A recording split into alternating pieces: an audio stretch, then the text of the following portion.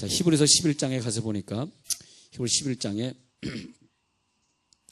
믿음은 바라는 것들의 실상이요 보이지 않는 것들의 증거니 선진들이 이로써 증거를 얻었느니라. 믿음으로 모든 세계가 하나님의 말씀으로 지어진 줄 우리가 아나니 보이는 것은 나타난 것으로 말미암아 된 것이 아니니라. 여기서 이게 무슨 말이냐 하면 말이에요. 이게 사실 좀 어렵죠. 예. 보이는 것들은 보이지 않는 것들의 증거란 말이에요. 지금 보이고 있는 현상은 보이지 않는 것들의 증거고, 보이는 것이 다 나타난 것만으로 된 것은 아니다. 그러니까 내가 무엇을 봤다 그래서 그것이 다 사실은 아니다. 내가 어떤 상황을 만났다 그래서 그것이 사실이냐? 아니다 이거예요. 그럼 그 상황은 뭘 말합니까? 표현되어진 거는 사실이 아니고, 그건 말하자면 거짓이고 비사실이고, 사실은 뭐냐? 보이지 않는 것에 있다. 그런 말입니다. 그러니까 이 말의 주제는 뭐냐면 보이는 것은 보이지 않는 것으로 말미암았다. 자, 여기 이제 이 문장을 제가 설명드려 볼게요. 보이는 것은 보이지 않는 것으로 이렇게 보이지 않는 것으로부터 말미암았다. 이렇게 되겠습니다. 말미암았다. 그러니까 보이는 것은 보이지 않는 것으로부터 말미암았다. 그럼 이상에 보이는 세계가 있는데 보이는 세계는 항상 보이지 않는 세계를 전제로 하고서야만 보일 수 있다. 제가 그림을 하나 그려볼게요. 자, 이게 뭐겠습니까? 자, 이게 뭘까요? 예? 예, 바다. 이게 뭘까요? 배. 그리고 돛담배. 자, 베드로가 노젓고 있습니다. 근데 풍파가 일어나서 예수님이 여기서 막 맨발로 달려오고 있습니다. 제가 그림을 이렇게 그렸습니다. 저 멀리서는 구름 사이에 달이 이렇게 얼굴을 내밀고 있었습니다. 자, 그리고 낙엽 하나가 떨어지고 있었으니 징징징징징징징징징징징징 낙엽이 떨어지고 있었으니, 자, 이것은 무슨 그림인가? 아무 그림도 아닙니다. 근데 여러분은 지금 보이는 것을 봤지만 이 보이는 것 이전에 이것은 존재했습니다. 어디에 존재했냐? 내 머리통 속에 존재했습니다.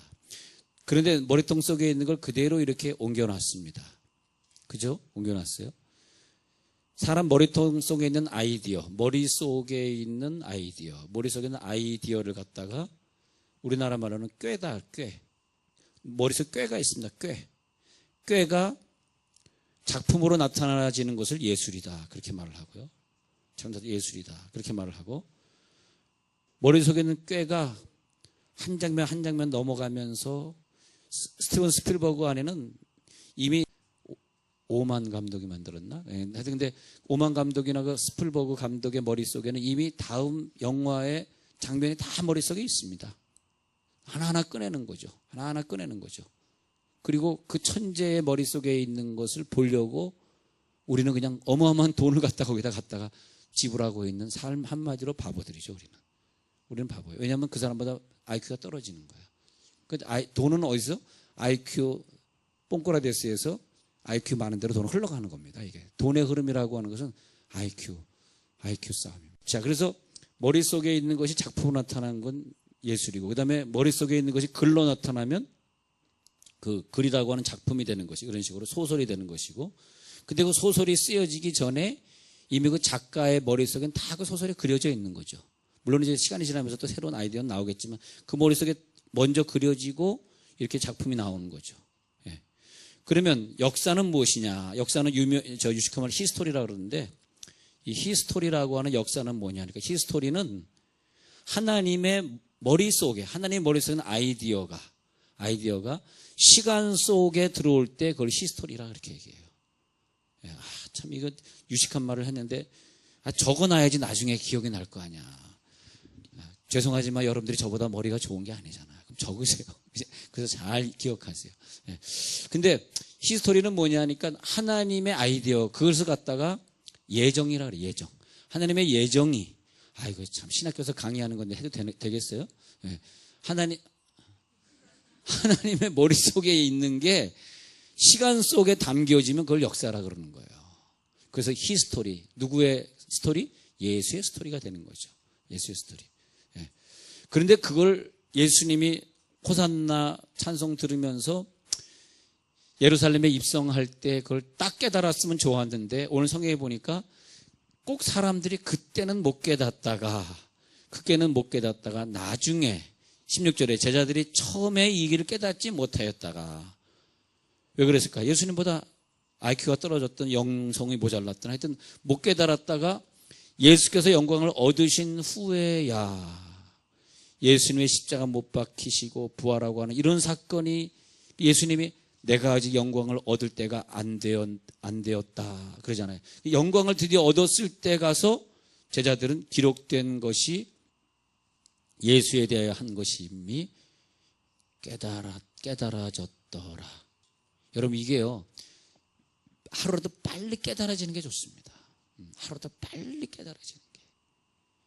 그 다음 또 하나님은 우리를 사용하시고 우리들에게 능력을 주시고 병 고치는 은사를 주시고 귀신 쫓게 하시고 직장에 나가도 즐겁게 일할 수 있는 마음. 근데 직장에 나가는 게 즐겁지 않고 교회 다니는 게 즐겁지 않고 이거 내가 뭐 하는지 모르겠고 뭐 내가 뭐에 살았는지 모르겠고 왜 내가 새벽기도를 나가야 되는지 모르겠고 이거 뭐냐면 깨달음이 없어서 그런데. 예. 자 이제 깨달아 보시기 바랍니다. 자, 이 그림은 어디서 나왔냐 했더니 어디서 나왔냐? 보이지 않는 곳에서 보이는 것으로 등장한 거예요. 그래서 보이는 것은 보이지 않는 것으로부터 말미암았다. 이것을 깨닫는 걸 오늘 히브리서 11장의 기자는 그걸 믿습니다. 그걸 많이 깨달으면 그 사람의 믿음이 많다는 거예요. 예? 예.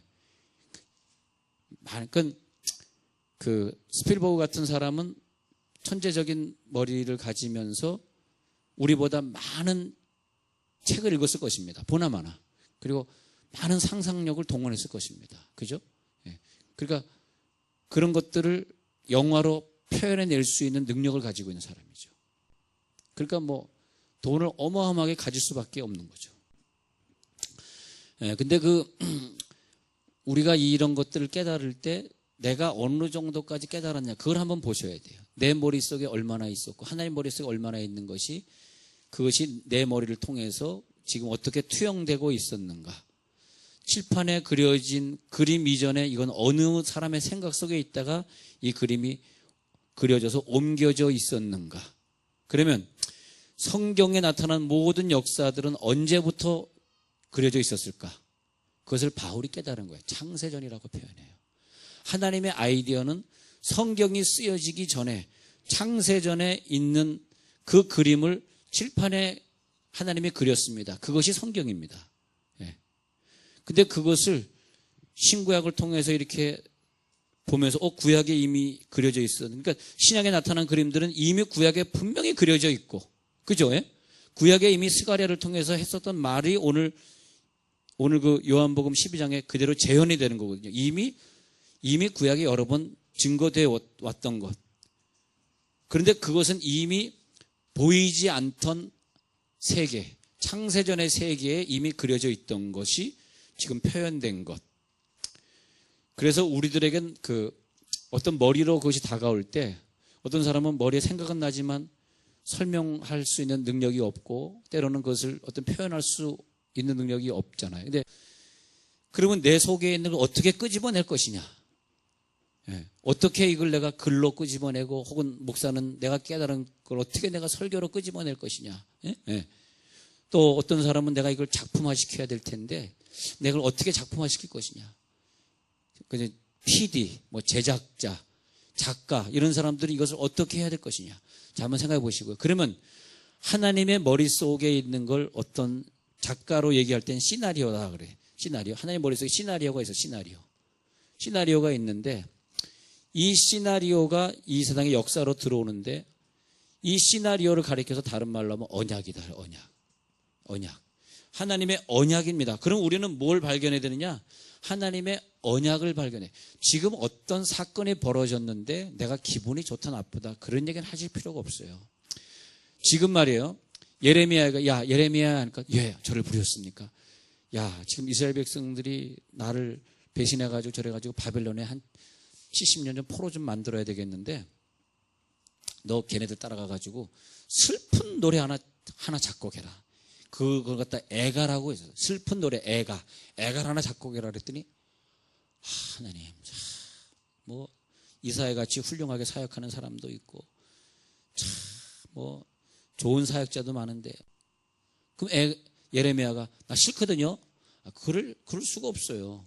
왜냐하면 하나님은 자기 머리에 쓰이는 언약을 시나리오를 이 땅에 펼치실 때에 그 배역도 다 생각에 넣어줘서 우리가 태어날 때요 자기 배역을 가지고 태어납니다.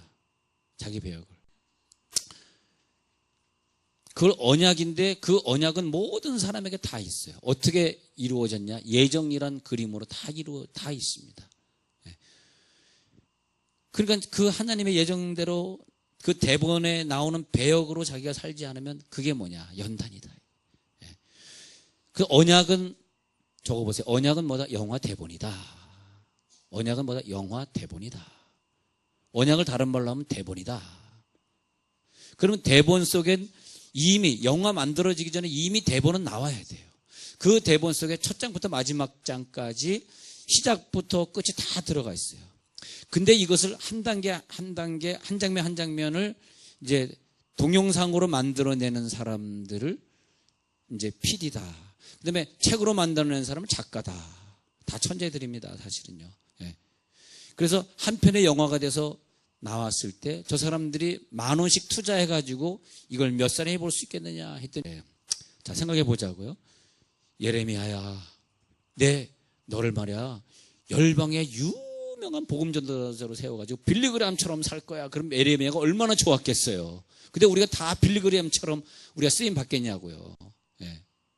제가 미국의 라이프라고 하는 신학교를 미국에서 다녔는데 그때 신학생들 중에 주로 이제 거의 백인들, 흑인도 없고 거의 백인들인데 그 중에 한국 사람이 몇 사람 있어가지고 같이 한인 학생회로 만들어가지고 제가 회장을 했었는데 쭉 돌아오면서 간증을 해보라 그랬더니 참 이상한 것은 나 빼놓고 다 조용히 목사님 꿈을 꿨다는 거야.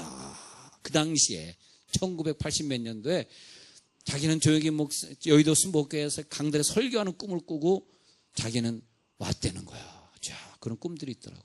근데 지금 세월이 30-40년 지난 다음에 보니까 한 명도 여의도 강단에 쓴 사람이 없습니다.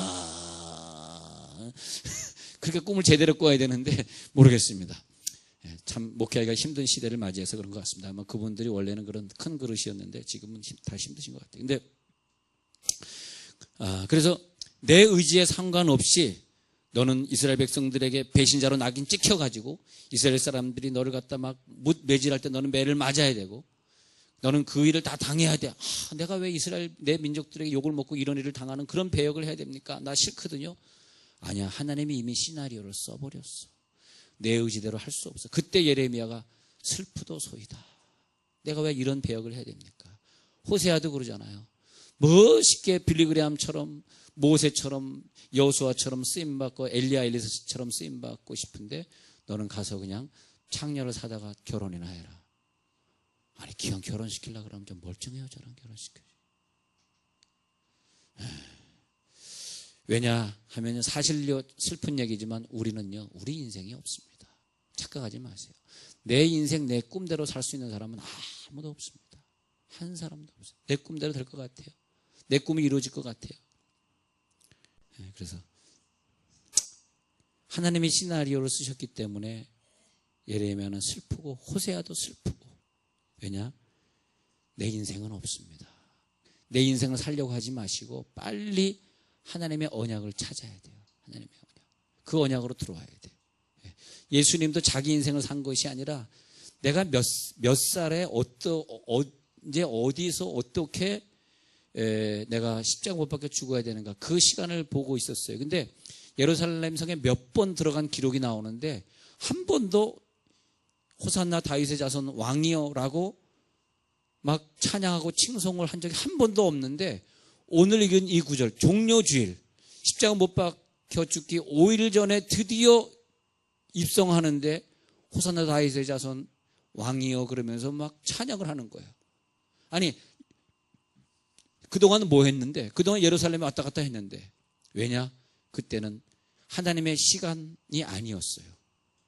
예수님은 항상 그 어느 시간 거기에서 그 일을 만나야 되는데, 야, 나는 이 성경을 보면은 과학보다 더 정확한 게 성경이다. 수학 공식보다 더 정확합니다. 어떻게 아브라함이 그 시간 이삭을 찔러 죽이려고 하는 그 시점에, 이삭을 데리고 올라올 때까지는 없었는데 어떻게 그 시점에 양이 거기서 수풀에 걸리냐 이거야. 딱 죽이려고 그랬더니 그때 양이 딱 수풀에 걸려가지고, 야, 거기 봐라, 수풀에 걸린 양, 그 양을 대신해서 제물로 바쳐라. 걔는 그때 거기서 수풀에 걸리기 위해서 걔가, 근데 지금 그동안 예수님이 그 예루살렘 입성하는데 절대로 호산나 왕이요 고백하지 않던 사람들이, 그 나라 이상한, 누가 이북처럼 누가 짜가지고 각본을 짠 것도 아닌데 동시에 바리새인 서기관 빼놓고 모든 사람들이, 특히 어린아이들이, 모든 사람들이 막 박수를 치면서 왕이 나타났다는 거. 이게 어떻게 된 것입니까? 이거 누가 성경에 보면은 하라고 가르친 사람이 있습니까? 아니, 한 번도 예행 연습 없었습니다. 그런데 그날은 이상하게 사람들이 막 난리예요. 깜짝 놀랐습니다. 아니, 그동안 예수님 여러 번 왔다 갔다 왜 하필 오늘이야? 하필 오늘은 예수님이 왕의 모습으로 나귀 새끼를 타고 입성하는 날입니다. 근데 왜 그랬을까? 한번 생각해 보세요. 학교에서 1장에 가셔서 1장 14절 읽어드릴게요. 1장 14절에서 여호와께서 스알디엘의 아들 유다 총독 스룹바벨의 마음과 여호사닥의 아들 대제사장 여호수아의 마음과 남은 모든 백성의 마음을 감동시키시매 그들이 와서 만군의 여호와 그들의 하나님의 전 공사를 하였으니. 자, 어떤 사람을 배역으로 정하시고 그 일을 하실 때에는 감동시키심에, 근데 이 감동시키심에 옛날 성경에 의하면, 혹은 이걸 진짜로 원어에 의하면 감동시키심에가 아니라 흥분시키심에, 흥분. 예. 지금 종려나무 가지를 흔드는 사람들이 그동안 예수님 예루살렘 들락날락 거리는 거 많이 봤는데, 하필 때가 되니까, 이제 예수님 못 박히기 전 5일 전이 되니까 갑자기 거기 있는 사람들이 전체가 다, 종교 지도자만 빼놓고 전체가 다 흥분이 돼버립니다. 이상하죠? 우리 인간은 꼭두각시에 불과해요. 로봇입니다. 죄송하지만 로봇. 예정대로 우리는 가는 거예요. 그날 그 시가 되면 어쩔 수 없이 그 사람은, 선인은 선인 역을 할 것이고 악인은 악인 역을 하게 돼 있습니다. 감동시키심에, 흥분시키심에. 그러면 성전을 짓는데 흥분되는 사람이 있어요. 감동되는 사람이 있어요. 왜? 하나님이 그와 그들의 자손을 통해서 성전의 역사를 이루고자 하나님이 계획하셨기 때문에, 목사님이 저렇게 얘기해도 절대 헌금 내는데 흥분 안 될 거야. 주여, 흥분은 떠나갈지어다. 감동은 절대 들어오지 마라. 근데 그 흥분되는 걸 우리가 어떻게 할 수가 없는 거죠. 막 하나님이 흥분시키시고 감동시키실 때는 막을 수가 없는 거예요. 왜? 그렇게 예정이 돼 있으니까. 그 예정이 돼 있으니까. 그러면 여호사닥의 아들 대제사장 여호수아의 마음과 남은 모든 백성의 마음을 감동시키심에 그들이 와서 만군의 여호와 그들의 하나님의 전공사를 하였으니. 성전을 짓는데 하나님이 어떤 배역을 니네들이 해라. 그러면 니네들이 해라 그러면 나 싫은데 갑자기 마음이 막 흥분되고 막 이상해지는 거야. 막 진동이 오고, 야, 이거 왜 내가 이걸 해야 되냐? 그렇게 되는 거죠. 네. 교회 봉사도 마찬가지입니다. 절대 어떤 사람에겐 교회 봉사를 감동을 주지 않습니다. 왜냐하면 그 일은 그 사람께 아니기 때문에. 그래서 감동이 없는 사람 교회 봉사를 시키면 시험 만들어요. 내 마음에 막 감동이 있어가지고, 내가 막 교회 봉사하고 싶어요. 올해는 왠지 이 교회에 내가 막 주일 열심히 하고 싶어요. 이번에 감동이 왔는데. 교회는요, 하나님의 감동으로 되는 것이기 때문에, 우리 인간의 힘으로 되는 것이 아니기 때문에, 성도를 섬기는 일이든 안내를 보는 일이든 목장을 우리가 잘 지도해가지고 사람들과 함께 천국으로 가는 일이든 무엇이든지 간에. 역대상 29장 한번 볼게요. 역대상 29장. 오늘 아주 중요한 공부를 우리가 하고 있습니다. 자, 역대상 29장. 자, 내일부터 고난주간 새벽기도 들어가는데, 그것도 하나님의 감동 안 주면은 자꾸 피곤하다는 생각이 드는 거예요. 나 일도 바쁘고 막 긴장된 일인데 난 새벽에 못해. 근데 그건 감동 주면 또 그런 생각이 안 들어. 막 하나님 날 감동시키는구나. 역대상 29장에 가서 보면요, 29장에 보면 참 재미있는 사건이 나옵니다. 재미있는 사건이 나오는데 29장 13절부터 볼게요. 역대상 29장 13절. 우리 하나님이여 이제 우리가 주께 감사하오며 주의 영화로운 이름을 찬양하나이다. 역대상 29장 14절. 나와 내 백성이 무엇이기에 이처럼 즐거운 마음으로 드릴 힘이 있었나이까. 모든 것이 주께로 말미암아 싸우니 우리가 주의 손에서 받은 것으로 주께 드렸을 뿐이니이다. 그러니까 사실은 주의 손에서 받은 것이기 때문에 내 것이 아닌데 하나님의 감동을 주셔서 드리게 하셨다. 근데 뭐냐니까 우리가 무엇이고 한데 즐거운 마음으로 하게 하셨나이까. 이미 그림은 하나님 머릿속에 있었는데 그 그림을 그려놓는 백성으로 내가 동원되게 하셨나이까. 왜 내가 빨간색 파란색 펜으로 내가 동원되게 그 하나님의 작품에 내가 동원될 수 있게 하셨나이까. 왜 나를 사용하셨나이까. 그래서 성전을 아름답게 짓게 되는데 그때 하나님을 찬양하는 사람들이 하나님을 찬양했지 이 성전을 짓는 사람들을 칭찬한 적이 없습니다. 왜 칭찬하지 않았을까요? 그 배역들은 작가가 시키는 대로만 한 것입니다. 모든 사건에서는 하나님만 영광 받으십니다. 인간은 칭찬받을 필요 없습니다. 인간 칭찬할 필요도 없어요. 시험 받아도 할 수 없어. 칭찬은 하나님이 영광 받으시는 겁니다. 우리가 시험 받고 칭찬받고 그게 하나도 중요한 거 아니에요. 왜냐하면 교회를 움직이고 교회를 섬기고 흥분하게 하는 건 하나님이 흥분하게 하시고 충성하는 사람도 하나님이 보내주시고 할렐루야. 그래서 하나님이 하시는 일이기 때문에 교회는 사실은 강요할 필요가 없어요. 하나님이 그렇게 해주시니까. 자, 오늘 하나님의 아들의 마음을 동원하셔서 오늘 내가 나귀 새끼를 타고 들어가야 되겠다 이렇게 결정하고 들어가는데 바로 오늘이 그날이다 보니까 이제는 십자가 지기 전 5일절이라고 하는 걸 백성은 몰랐지만 13절 요한복음 12장 13절 요한복음 12, 13 합니다. 종려나무 가지를 가지고 맞으러 나가서 호산나 하면서 이스라엘의 왕이시여 이렇게 그것이 대본이었어요. 이스라엘의 왕이시여 이렇게 말하는 게 대본입니다. 그러니까 이스라엘의 새로운 왕이 나타났어요. 지나간 왕은 뭘까요? 지나간 왕은 세상 임금이 어떠하리라? 세상 임금이 어떠하리라? 쫓겨나리. 요한복음 12장 30절 보세요. 요한 12장 30절. 예수께서 대답하여 이르시되 이 소리가 난 것은 나를 위한 것이 아니라 너희를 위한 것이. 이제 이 세상에 대한 심판이 여러분 지금 이 소리가 뭔 소리냐 이거야.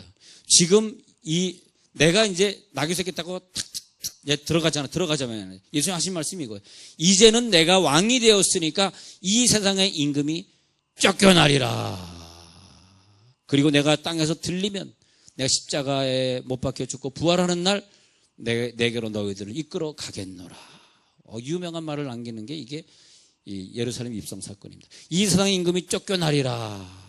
우리들의 마음속에 로마의 식민지란 말. 로마 식민지니까 그 마음이 뭐냐 하니까 어떤 왕이 나타나가지고 이 로마 사람을 싹 죽여버릴 그런 왕을 기대하고 있는데 그 왕은 분명히 백마 타고 수많은 비서들과 호위병들을 거느리고 나타나야 되는 그 왕을 기다리고 있는데 그게 뭐냐? 걔가 세상 임금입니다. 너희들 왕이 나타나가지고 너희를 지배해 주길 바라고 있지, 백마 타고 나타나길 바라고 있지, 그 왕이 너희 가슴에서 이제는 쫓겨나야 하리라. 그 우리가 기대하는 왕이 백마 타는 왕이 아닙니까? 네가 기대하는 왕은 나귀 새끼를 타고 십자가 지는 왕이야. 우리들의 마음속에 오늘 밤에 이 종료주일에 필요한 게 뭐냐면 내 마음속에 있는 세상 임금을 쫓겨내셔야 돼요. 예수 믿으면서 예수로 말미암아 우리가 굉장히 잘 될 수 있다라고 하는 착각 속에 빠진 것이 세상 임금입니다. 잘 되면 얼마나 잘 되겠어요. 여러분 남편이 잘 된다 그러면 예수 믿겠어요? 지금도 껄쩍지근한데 지금도 그러는데 그 세상 임금 이 예수를 믿어서 한번 한 쾌 잡아보려고 하는 도박도 아닌데 말이야. 그것을 세상 임금이라고 말하는 거예요. 지금 이 세상 임금이 너희 가운데서 쫓겨나리라. 쫓겨나야 됩니다. 그런 다음에 예수님이 새로운 왕이 되리라. 그 새로운 왕은 하나님께서 준비한 어린 양이었었습니다. 어린 양. 그래서 이제는 그때가 이르렀으니 어느 때 세상 임금이 쫓겨나고 새로운 왕이 등장하는 때다. 새로운 왕을 맞아들여라. 나귀 쉐끼를 타는 것이 은혜라. 나귀 쉐끼를 타고 여러분 나타나가지고 찌그덕 아이고야 내가 세상 왕이야. 비서도 없고 호위병도 없어. 무기도 없어. 내가 이제 세상 왕 찍고 새로운 왕이야. 그러니까 호산나 다윗의 자손이야. 종교 지도자들 뭐 저런 게 세상 왕이야. 세상 왕은 뭐 권세를 가지고 있어야지. 뭐 돈도 없고 예수님이 뭐 돈 가지고 오든지 내 명예를 좀 회복시켜 주든지 뭐 해줘야지. 뭐 저게 세상 왕이야. 야 이거 깨지기가 너무 힘들어요.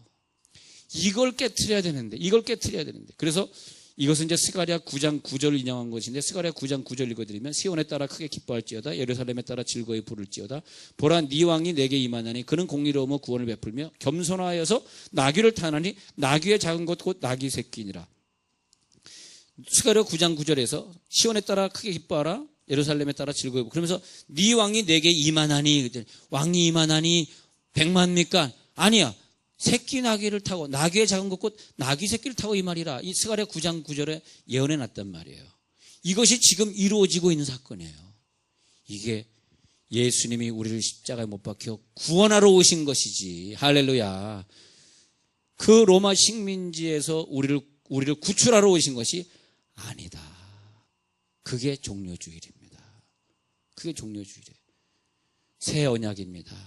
새 언약은 뭘까요? 내 마음속에 내가 가지고 있는 나를 죽이는 거예요. 옛 언약을 죽이는 거예요. 율법으로 구원받고자 했던 마음을 죽이는 거예요. 율법으로 구원받고자 했던 것은 교만입니다. 내가 어떻게 구원받아요? 내가 율법을 다 지킬 수 있다고 생각해.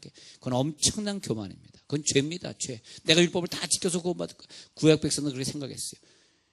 그게 뭐냐면 그것도 내 속에 있었던 내 왕이에요. 내 왕. 내가 율법을 지킬 거야. 내가 왕이야. 그런 뜻이에요.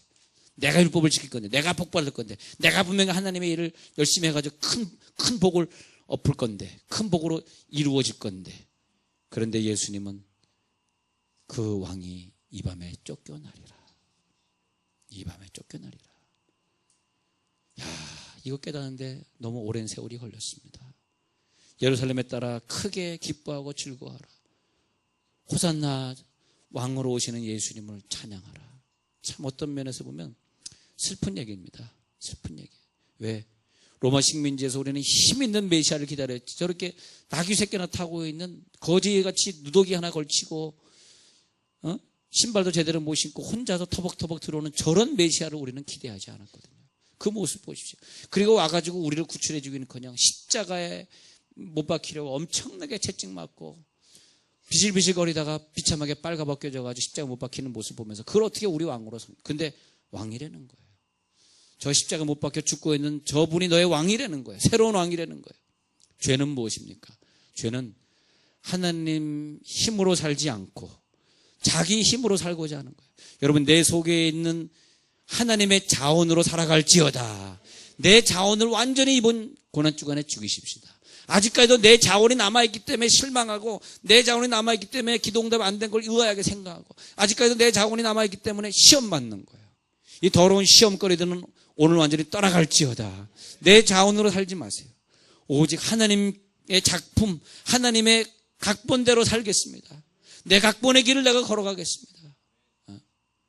그러면 하나님이 진짜로 우리들의 각본대로 해주시는데 말이에요. 할렐루야. 그 각본을 우리가 굳이 알려고 할 필요는 없어요. 그러나 아는 사람도 있고 모르는 사람도 있겠습니다만 성도는 세상의 힘을 가지면 가질수록 믿음은 어려워지고 내 남편이 여러분이 기도하는 대로 내 남편의 경제 문제 해결되면 해결될수록 그 사람은 멀리 떠날 사람인 거 확실합니다. 그래서 예수님은 그런 왕의 모습을 보여주는 것이 아니라 예수님은 아직까지도 우리들이 덜 깨졌기 때문에 그런지는 모르겠어요. 아직까지도 우리들에게 눈물의 모습으로 다가오시고 있고 그래서 우리들의 모든 힘 있는 부분을 약화시키면서 주여 이제는 내 자원을 다 포기하겠습니다. 하나님 주시는 자원으로 살겠습니다. 그것이 뭐냐? 종료주일에 새끼 나귀를 타고 입성하시는 예수님의 모습인데 이걸 깨달은 사람들은 어떻게 하느냐? 내일 새벽 기도를